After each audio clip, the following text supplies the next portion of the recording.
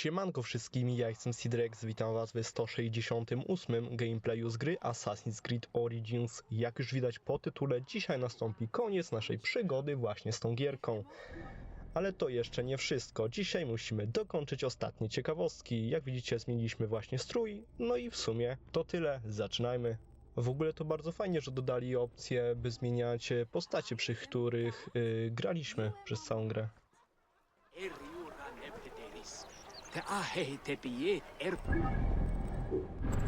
No i to, co widać, to jest dzisiejszy plan na odcinek. Jak widzicie, plus minus wyjdzie około 40 minut. Postaram się to jakoś przyspieszyć lub nie, ale jak widzicie po odcinku, to najdłuższy to jest z całej serii.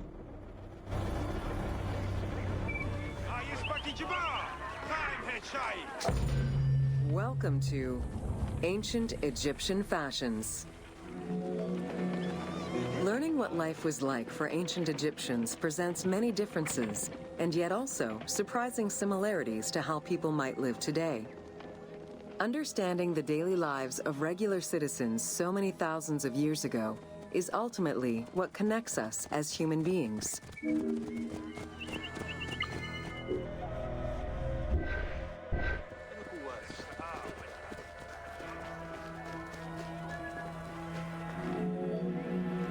Jewelry was a popular item among ancient Egyptians of all social standing. Both men and women wore earrings, rings, and bracelets. Status determined how much jewelry a person wore and what it was made of. Common folk wore pearl necklaces, simple bracelets, and leather bangles. Brightly colored earthenware and glass paste were a favorite enhancement.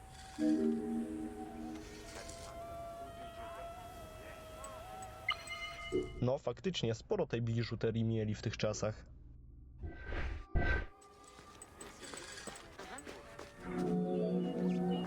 The jewelry of the elite was made from gold, silver, and other precious stones. Because gold never lost its shine, it was considered akin to the flesh of the gods. Wide jeweled collars were a favorite. Made with rows of beads formed into patterns of animals or flowers, the soft chiming sounds they made were thought to appease the gods.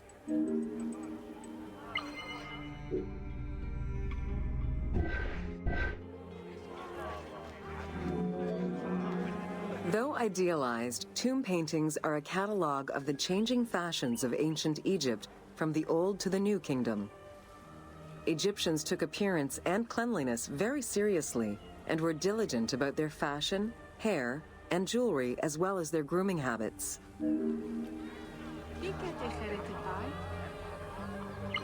O, i mamy jakąś stelę z malowidłem.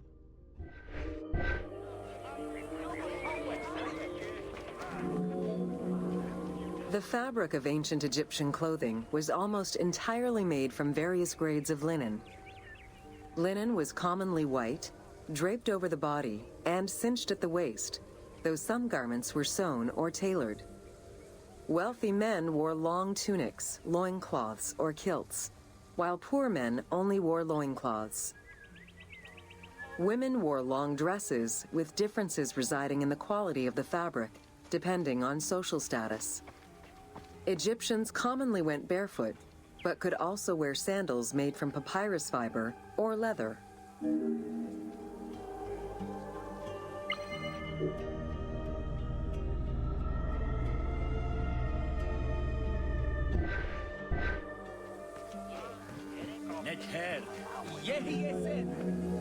Cosmetics, including concoctions to prevent body odor and bad breath, were an integral part of everyday life for Egyptians. Used by both men and women, cosmetics were used as moisturizing ointments and sun protection as much as for beautification. Red ochre, a natural clay, was the most readily available cosmetic to tint lips and cheeks. Henna was used on nails and lips, and as hair coloring. It was also favored by richer women to decorate their palms and the soles of their feet. Ciekawe, czy faktycznie już mieli w tamtych czasach takie toaletki.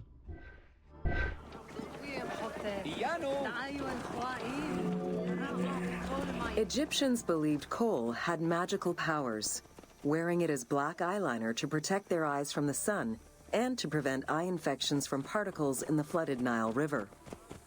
A special green coal, made from ground malachite, was worn for ceremonies and religious rituals.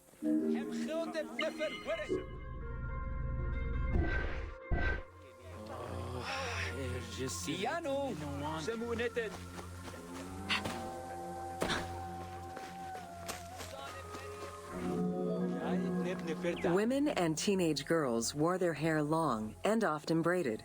Wealthier women included carved combs or hairpins. The length of men's hair rarely dropped past the shoulders. They were mostly clean-shaven during the dynastic period, a trend began by the elite and soon adopted by the general populace. Queen Hatshepsut donned an artificial beard when she became pharaoh.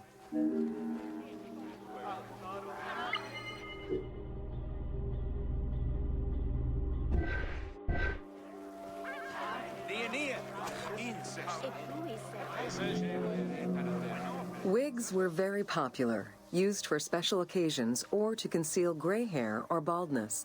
They were fastened in place with beeswax. The most expensive wigs were made from human hair and reserved for royalty. Other wigs were composed of linen, wool, or animal hair. No taki w sumie rodzaj jakiejś peruki to był.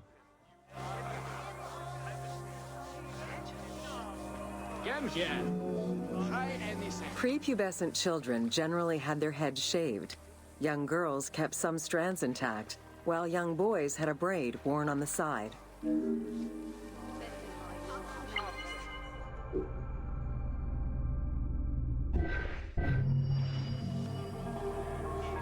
Zatem pierwsze zadanko ukończone.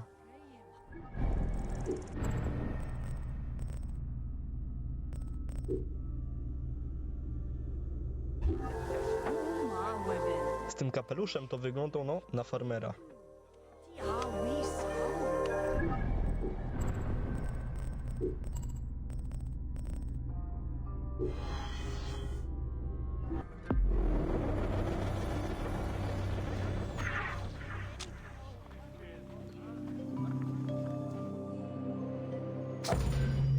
Welcome to Artisans of Ancient Egypt.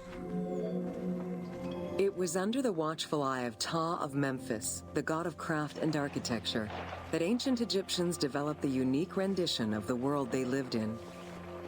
However, it is vital to understand that their view of art, and those who created it, was likely very dissimilar to the modern concept of the word. Instead of artists, the creative culture had skilled and respected artisans. The most significant categories of specialties for crafters were drawing, painting, sculpture, and metalworking. Kurde, że nawet te tokarki gęcarskie mieli. No, naprawdę wow.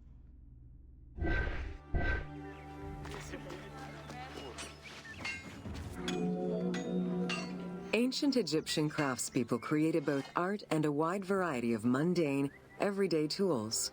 Every item created had a specific purpose and was produced by anonymous artisans who worked alone or with a team. Most crafts, such as pottery and metalworking, were utilized for everyday items. Luxury goods and artwork illustrations served temple rituals and were not meant for public display. Artisans rarely signed their names to the work, though they were clearly aware that they possessed a unique skill and talent for the task.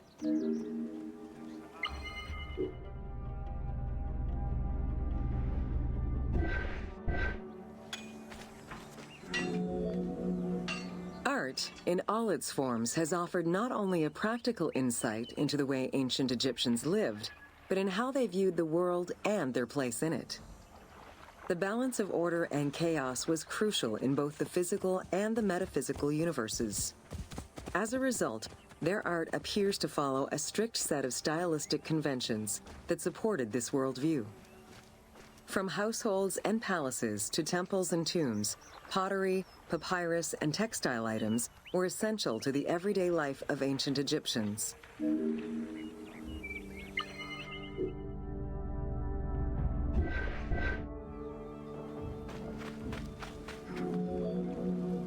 In ancient Egyptian culture, drawing was used as illustration, such as seen in the Book of the Dead.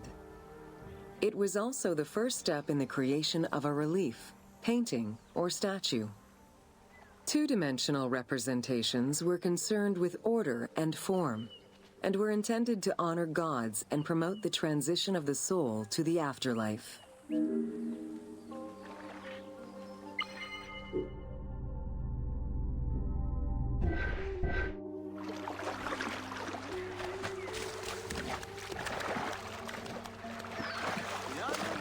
No mogłem wziąć łódź.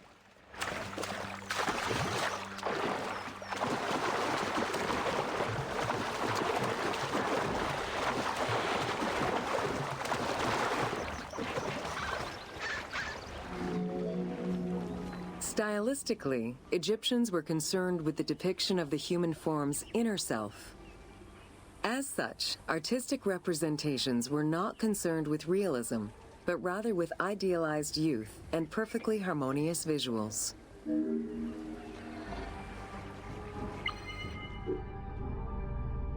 I do kolejnej stacji.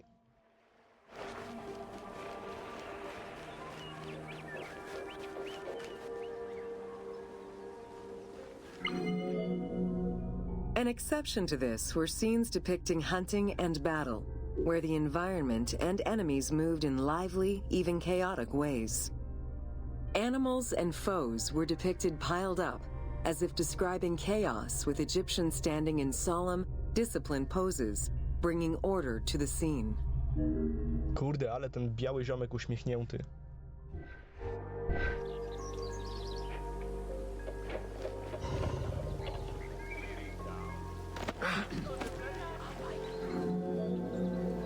Reliefs could be either in high relief or low relief.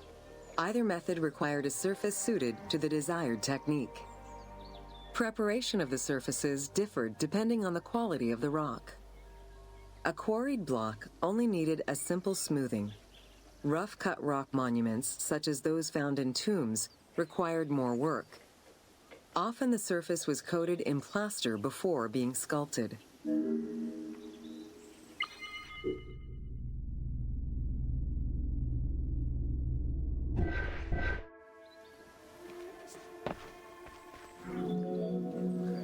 For reliefs, preliminary sketches were drawn in red, then framed with a red grid to position the elements of the scenes.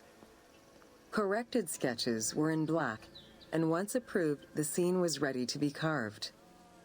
This method likely explains the name given to relief makers, the one who draws the outlines.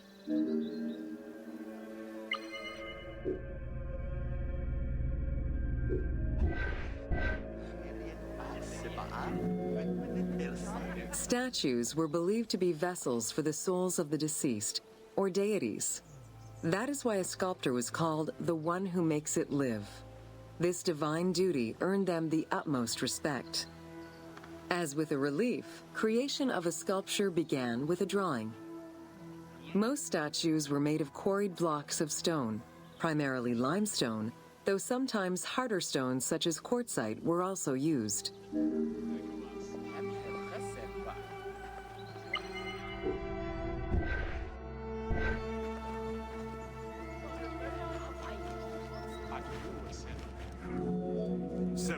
In ancient Egypt, the profession of crafter was organized and relied on a specific hierarchy. Most artisans depended on an institution to provide them with raw materials. There were 3 working levels for craftsmanship: domestic, large estates, and within palace and temple workshops. Some royal workshops, at their largest, covered an area of about 2.8 square kilometers in size. Tu natomiast jakiś model sklepu. At the domestic level, most Egyptians were craftspeople to a greater or lesser extent. The ability to repair tools was a daily necessity.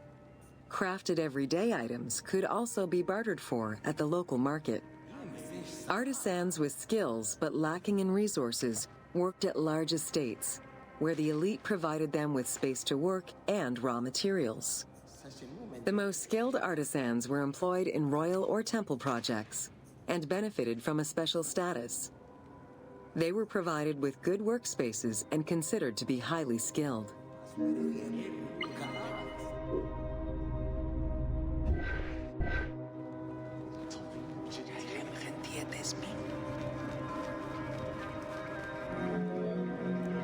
An ancient text known as the Satires of Trades has a number of descriptive summaries that offer teasing glimpses into how artisans were perceived. A coppersmith was said to stink and have fingers that resembled crocodile droppings, while potters were said to be like those who lived in bogs. This view was likely exaggerated in order to highlight the most enviable position of all, that of the scribe.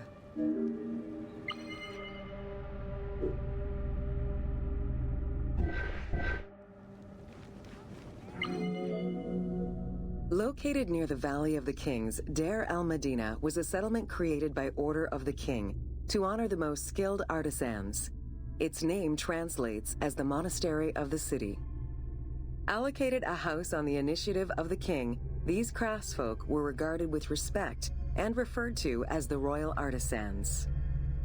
Those who lived there worked on the tombs in the Valley of the Kings and its surrounding temples.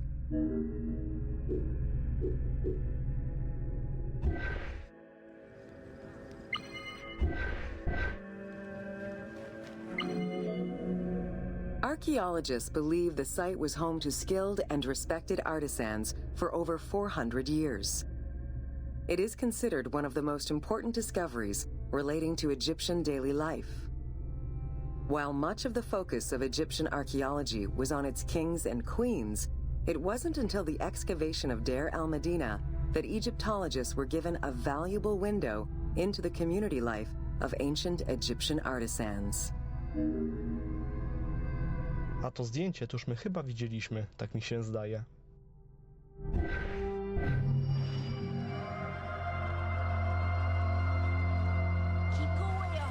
I zataczamy koło z wyborem postaci, jak i wycieczki.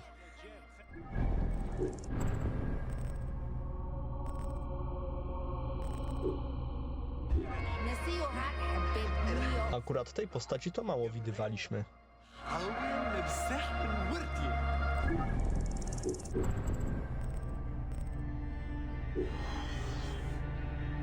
W drogę.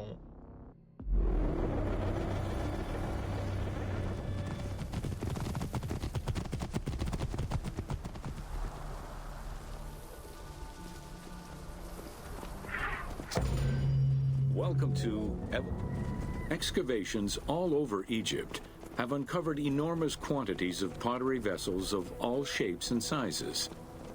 The production of pottery was mainly confined to the outskirts of settlements due to the materials required and to keep the kiln smoke away from inhabited spaces. The function of the product determined the selection of the raw material, its treatment, its form, as well as the finishing of the surface.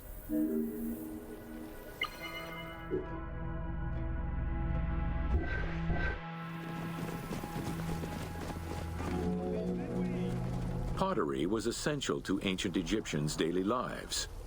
It was used in all aspects of life, from the storage of grains and liquids to containers within the tombs of necropolises. The most common pottery was made from Nile silt that resulted in a reddish-brown clay. Limestone clay, which made for more attractive pottery, was only found in Upper Egypt. Malowidło przedstawiające pracę ludzi. Early pots were made from pinched or coiled clay. Chopped straw, ashes, and other minerals were added, and the mixture was then smoothed and decorated before being put in the oven. Pots were fired in bonfires or enclosed within a brick kiln.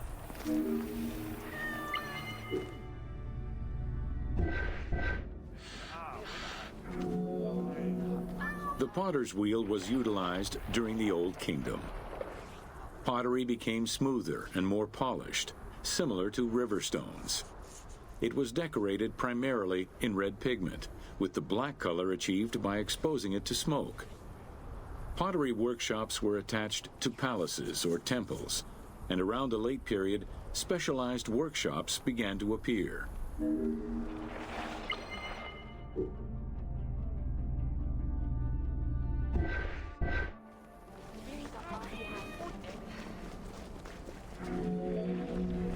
Quartzite particles, which created the rich blue or green glazing, became common during the New Kingdom. Mediterranean motifs and tin-based glazing came with the Greco-Roman era.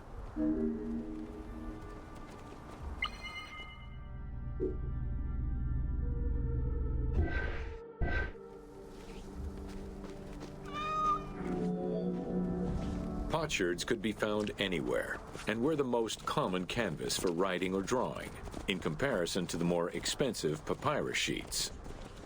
Named after their Greek description, ostraca contained daily life records, letters, or could be drawn upon.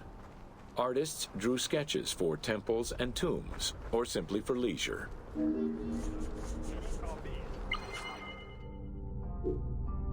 Ale smutny hipopotam. No i zrobione.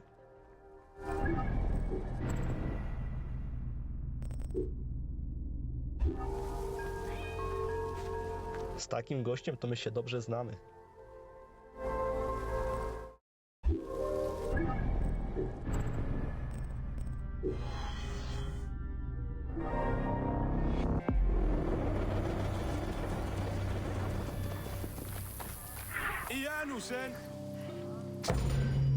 Welcome to the Egyptian household. In pre-Greco-Roman culture, women were considered equal to men in many matters.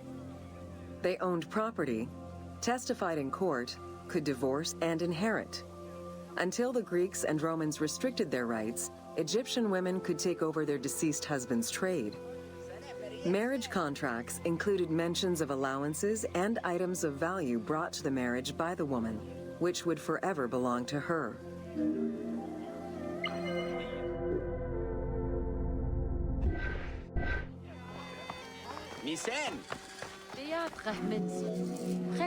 Certain professions were open only to women, such as weaving or professional mourning, while others were available to both genders, including working as servants for the rich households.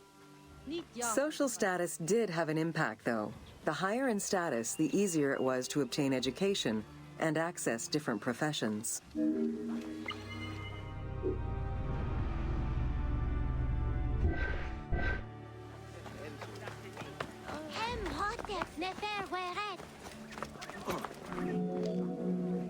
Homes were generally composed of 3 rooms. First, there was the entrance, furnished with a small bench of brick, probably intended for a statue and protective divinity. Then there was the ceremonial room, meant to receive guests. The last room was either a bedroom or kitchen. Furniture consisted of basic chairs, chests, and storage. Tables were not used for family dinners. Instead, each individual had a small table of their own.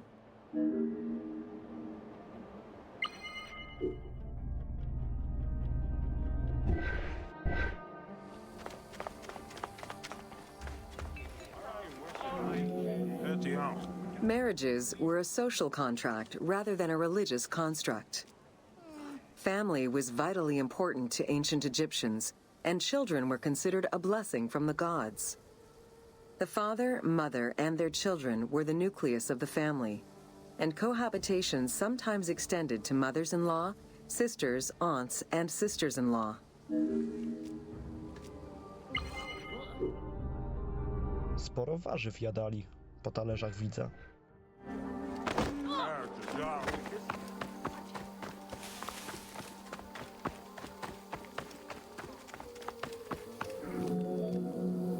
Status and wealth played a large role in the style and size of ancient Egyptian homes. Commoners' houses were built with sun-baked mud bricks. Wealthier homes were often painted in white and decorated with various motifs.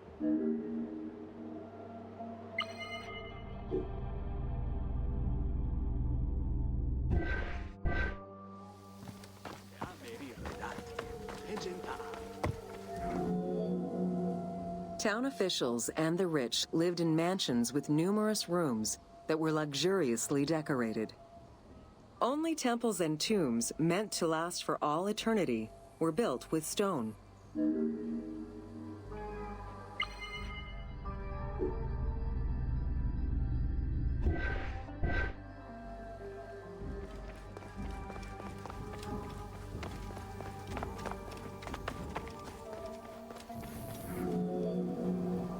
Funeral stone inscriptions focused on the main member of a household. Encircling this person would then be a spouse, parents, and children, possibly even siblings. These stones were so structured because there were no surnames in ancient Egyptian culture. Parents and children were a sort of family tree, which allowed for the identification of the deceased.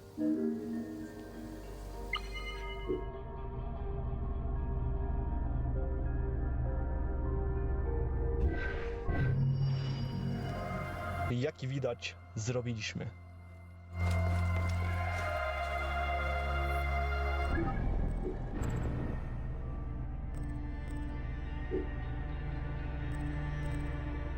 Bajeka to raczej nikomu nie trzeba przedstawiać. Mieliśmy go przez całą calutką grę. No w sumie w takich 98%, bo też Ają graliśmy itp. Pozostały tylko 3.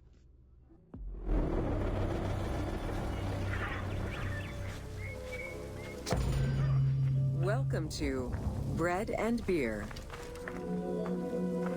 While the Mesopotamians invented beer, including using a straw to avoid the sediments and herbs, ancient Egyptians perfected the brewing method. Egyptian beer's quality was determined by alcohol strength, color, and flavor. During the Pharaonic era, beer was the most commonly used and important alcoholic beverage. The state and temples used it, along with bread, as payment to workers, and it was included on the lists of food offerings to the gods and the deceased.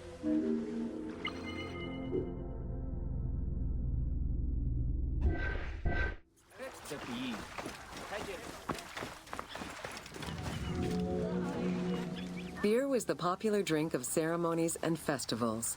The Festival of Drunkenness was even dedicated to it. Considered to be quite nutritional, beer was also significant in the day-to-day lives of ancient Egyptians. Egyptian adults and children consumed beer with all of their meals, and medical texts include hundreds of remedies that contain beer. It remained the most popular alcoholic beverage until the Roman era.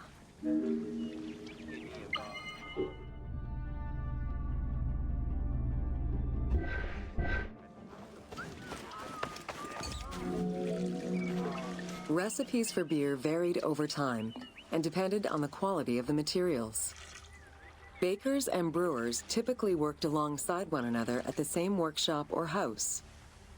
Many families often produced the quantity appropriate to their own consumption, with better quality beers produced for festivals and other special occasions. The most basic recipe used malted cereal as the main ingredient. Fruits such as dates were added along with honey and spices.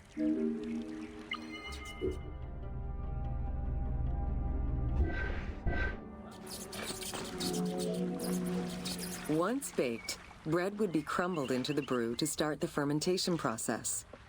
Adding grain enzymes would break down the starches, turning them into sugar and creating a thick mash. Jakaś procedura w fermentacji piwa.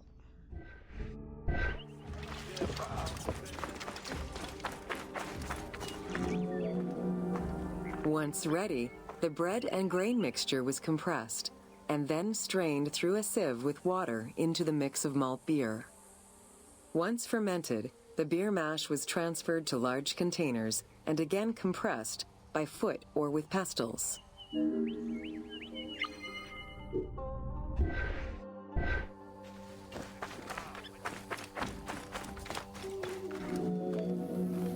Once smooth, the beer was stored in pottery jars and sealed with a clay stopper. It probably couldn't be kept for long and likely had a thick, pasty appearance and texture. Very little was wasted. Leftover grains were reused to make sourdough bread, or combined with the next batch of beer.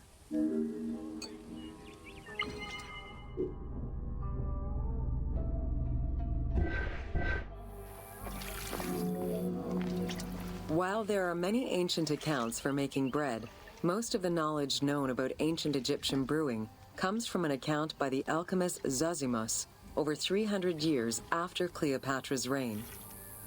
More recently, Dr. Delwyn Samuel, an archaeobotanist, has proposed alternate antique techniques to brew beer.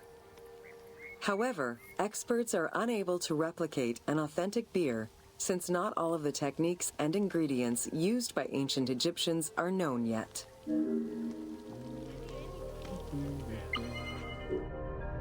Kurde, że nawet kawałki chleba przetrwały?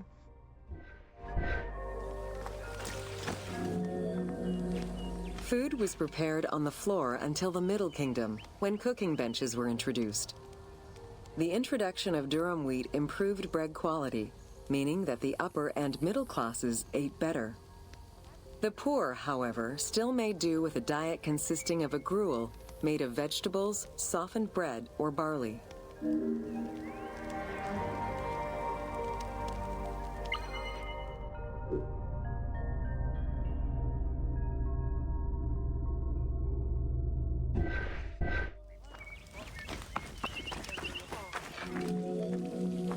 Dough was kneaded by hand or foot, and when sufficiently blended, additional items were added, such as fruits, nuts, honey, and spices. To leaven the bread, they added sourdough or leaven from beer brewing. Ovens were circular or beehive-shaped and made with clay or brick. If there was no oven at all, a bread maker used the hot sand to bake flatbread, a technique still in use by some Berbers today.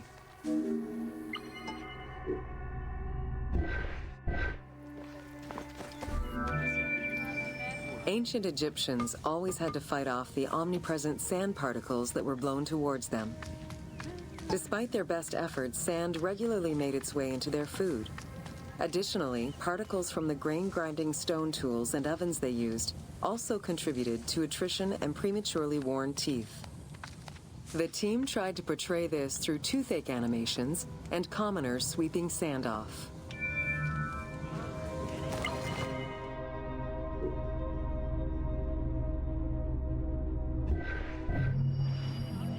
Piwo i wino zostało odhaczone.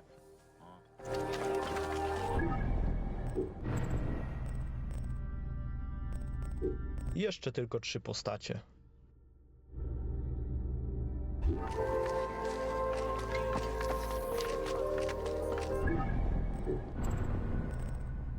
Już coraz bliżej do końca.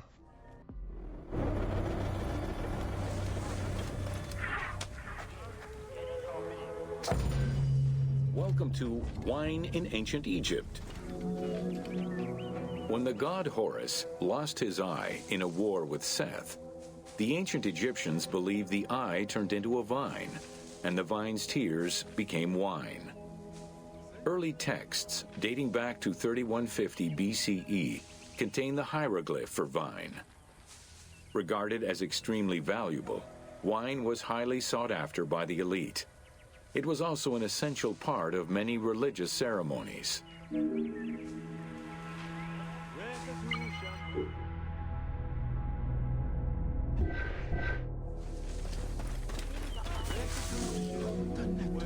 A millennia-old tradition. Grape cultivation and wine production was regimented in the way typical of ancient Egyptian bureaucracy. Egyptians kept careful records of winemakers, which they clearly identified on labels.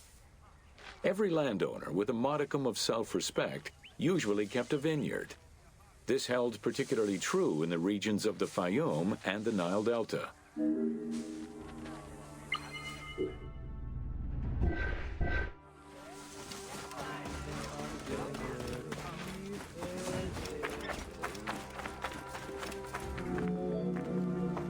Documentation shows that only certain craftsfolk were allowed to provide the containers required to store and transport wine.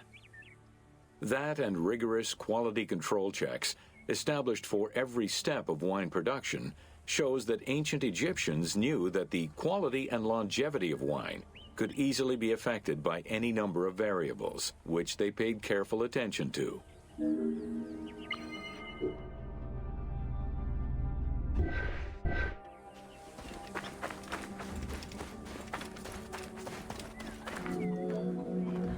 Egyptians had different kinds of wines, most of which ranged in quality from good to very good. The sweet shadé, to which honey had been added. The soft nejem, obtained by drying the grapes in the sun. The ma, reserved for religious ceremonies. And finally there was the peor, the mediocre-rated wine, resulting from the second pressing of grapes and reserved for a less discerning palate.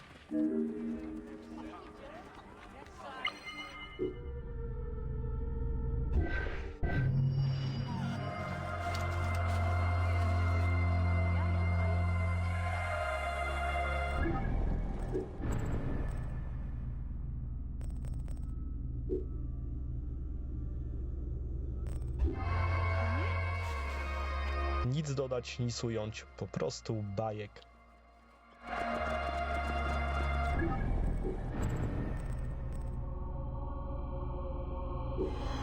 Ostatnia.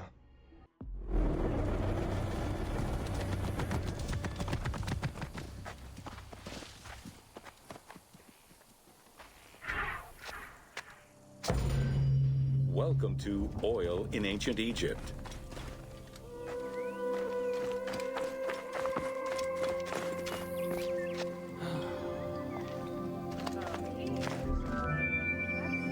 Castor, sesame, and moringa were the source of the most common oils in ancient Egypt.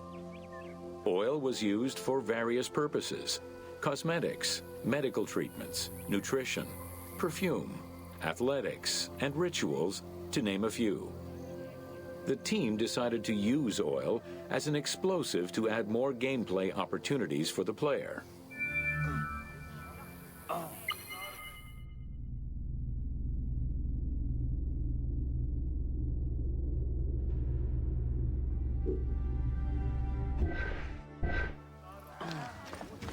Wybierzmy od razu w tym momencie ostatnią postać, którą mamy do zobaczenia.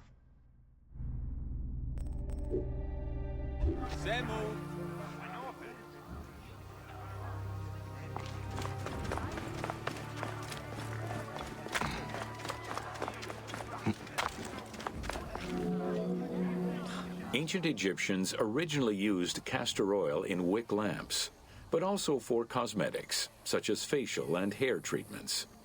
There is mention in some papyrus of castor oil being prescribed to treat constipation and help pregnant women. Castor beans were found in ancient Egyptian tombs as early as 4000 BCE. Castor oil was made by pressing the beans from the plant of the same name.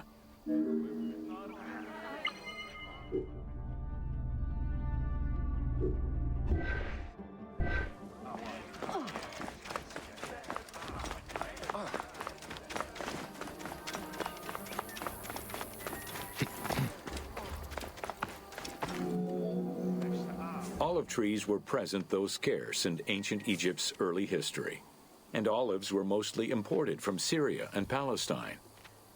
Their use and cultivation remained uncommon until the mass arrival of Greek settlers during the reign of the Ptolemies, when demand increased sharply.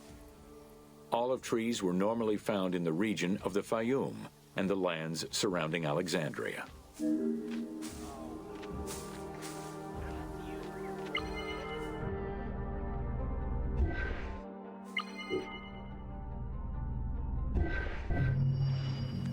I jak widać, uzyskaliśmy ostatnie osiągnięcie, które pozwala nam ukończyć grę na 100%.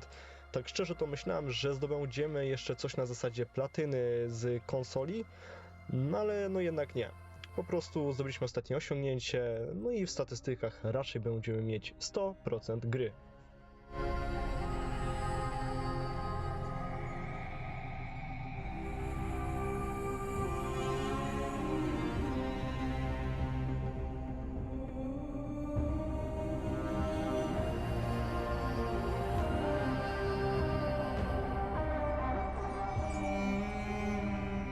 możemy od razu powrócić tam, gdzie wszystko się zaczęło, no i w sumie tak ciutkę troszeczkę powspominać, jak to się grało, kiedy to się grało, jak się zaczęło.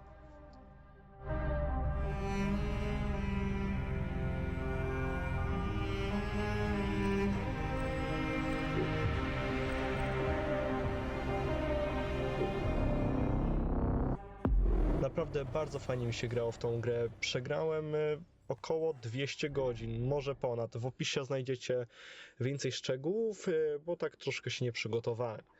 Ale to mniejsza, mam nadzieję, że zrozumiecie. Ten właśnie tytuł przechodziłem około 2,5 roku, albo coś koło 3 nawet. Mniejsza. No, widzicie, to trochę długo jest, jak na przechodzenie takiej gry, a to było wszystko spowodowane tym, że po prostu nie mamy warunków do nagrywania filmów. Robię to, co mogę w 100%, czyli jeden odcinek w tygodniu to jestem w stanie zrobić na spokojnie. 2 to po prostu mi zajmuje troszkę więcej czasu, ale teraz akurat w najbliższych paru miesiącach będę miał tego czasu w miarę pod dostatkiem. No i też będę starał się publikować inne gameplaye troszkę częściej. Co jeszcze tak do gry mogę dodać? No w sumie jak widzicie, parę osób może się znajdzie, która przechodziła tą grę razem ze mną. Przepraszam za powiadomienie, w sensie oglądając moje filmy. Chyba że ktoś tam może grał też na równi lub może troszkę wcześniej, bo teraz dopiero zaczyna przygodę z tą grą. No, że po prostu spędzaliśmy jakoś czas. Jak widzicie, na laurach nie będę spoczywał, no i po zakończeniu właśnie tej oto gierki będę chciał rozpocząć nową serię. Z jakiej gry, to zapewne się domyślacie, którą będzie Assassin's Creed Odyssey. Odyseja? W sumie nie wiem jeszcze, jak to się mówi, no ale to wszystko wyjdzie w praniu w następną środę. Tak jeszcze chciałem się przenieść na najwyższy szczyt w Egipcie, by zobaczyć całą mapę i tak podziwiać widoczki. Bo to w sumie jest najwyższy punkt z całej gry. Tak mniemam bynajmniej. Ale szczerze to nie wiem. Ale wydaje się największy. No.